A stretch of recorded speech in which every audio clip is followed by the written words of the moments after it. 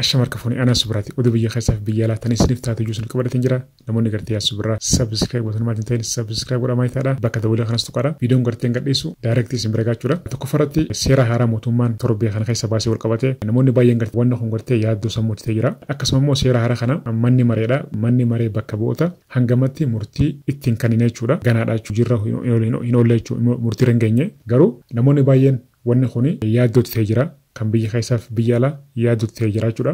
Namni tokko gartee qabeenya guyyaa keessaa horate qabeenya kana immoo eessaa fidee akkamitti fidee maal dalaguu ture maal irraa argatee maal dalagaa ture namoonni gartee qabeenya guyyaa keessaa horatan karaa gartee aqwaara citaa karaa gabaabaadhaan gartee akka citaa yookaan immoo karaa biyya alaatti horate karaa biyyaa galfachuu danda'a. Kana wal qabatee mootummaan waa'ee kanarratti ifaan ifatti seera haaraa baasee jechuudha. Mootummaan nama tokko yeroo gartee qabeenya isaa gartee warasu waggaa 10 if duuba deebi'ee qorataa jechuudha.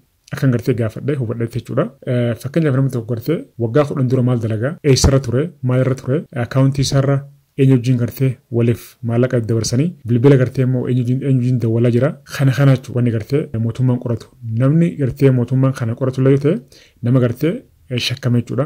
Maaliif yeroo ammaan tana wanni gartee mootummaan seera haaraa kana baaseef yeroo ammaan tana biyya teenya keessatti baay'inaan jechuudha namoota gartee qabeenya karaa hin taane karaa biyyaa galchanii karaa siyaa malee karaa biyyaa galfatanii gariin gartee dhugaadha jireenya isaanii gartee fooyyessanii jireenya itti fufaa jiranii jira.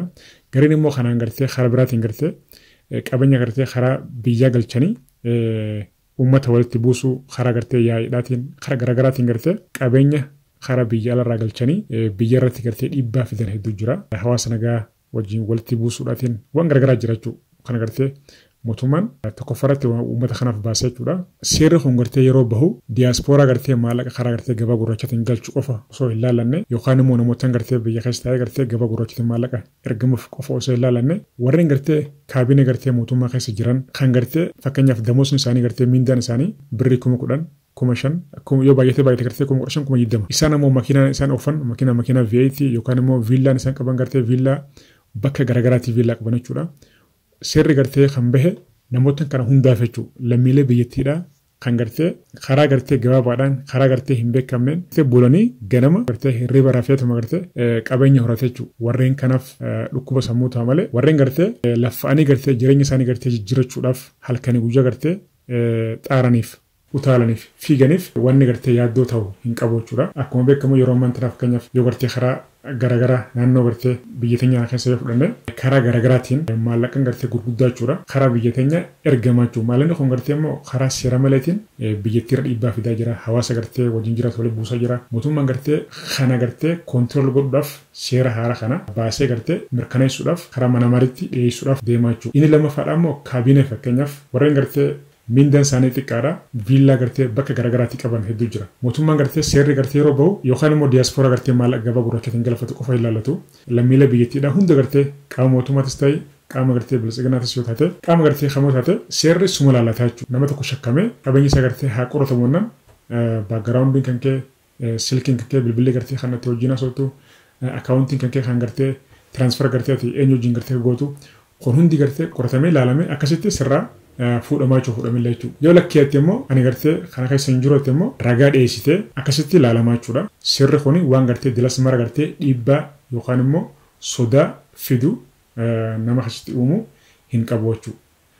Yoo gartee kan sodatamullee ta'e warreen gartee karaa sobaatiin karaa hannaatiin karaa gabaabaadhaan karaa gartee halkan rafeetuma gartee ganama warra gartee maallaqaan gabbaa'u maallaqaan gartee hirribaa ka'u yoo ta'e meebii sodaachisu mala.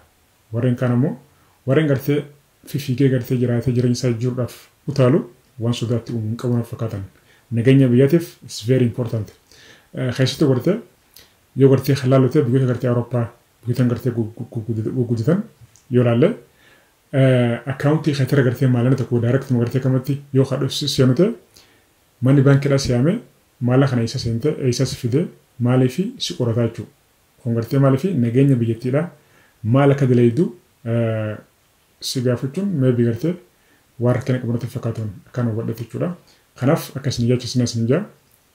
Inni biraa immoo inni lammaffaadha. Akkuma beekamu gartee mootummaan Itoophiyaadhaa waa'ee gartee hulaa galaanaatti wal qabate halkanii guyyaa gartee harka lafa jalaatiinis ta'e rafaan jiru irra dalagaa jira jechuudha. Walii galtee muummichi ministeera Dr. Abiy Ahmed hulaa galaanaa Somaliilaand wajjin godhee jiru wal qabate akkanumatti irra dalagamaa jiraachuu. Yeroo gabaabatti immoo biyyi keenya hulaa galaanaa harkachuun sudhaa hafan qabu. Wanta na qabadhu yaasuu biraa maal jijii. Yeroo gabaabatti biyyi keenya hulaa galaanaa harkachuun sudhaa hafan qabu.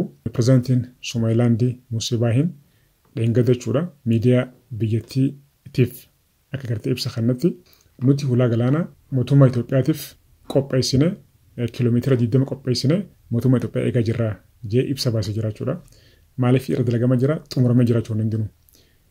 Kana wal qabatee gam tokkoon mootummaa Itoophiyaatiif gammachuu guddaadha. Koongireesiin Ameerikaadha. Gara Somalilaanditti imala godhanii isaanis gaaffii isaan gaafatan mootummaan Ameerikaadha akka gartee bakka waraanaa mootummaan Ameerikaadha daayireektii jechuudha.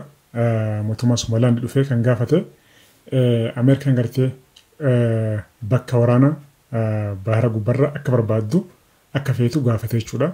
Kana jechuun harka lafa jalaatiin Ameerikaanis gartee Itoophiyaa duubaan dhibbatti fedhii qabdi jechuudha. Itoophiyaan immoo Somalilaand Itoophiyaadhaaf hulaa galaanaa bakka dirree bakka waraanaa kan yaaniif mootummaan Itoophiyaadha biyyummaa Somalilaandidha ni mirkaneessaaf jechuudha. Kana jechuun Itoophiyaan gartee Somalilaandiif biyyummaa ishiidhaan mirkaneessaniif Afrikaan hundinuu jechuudha. Duubatti hin deebi'an Somalilaandiif biyyummaa mirkaneessuudhaaf. Kanaaf Itoophiyaadhaaf gammachuu guddaadha jechuudha.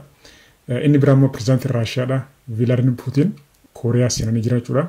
Waggaa 25 afur booda Kooriyaa seenanii jiran jechuudha. Pirezidaantiin Raashiyaadha gaa akkuma beekamu nama gartee pirezidaantii gartee addunyaarraa gartee very smart nama cimaa jedhamu jechuudha. Nama gartee cimaadha jechuudha.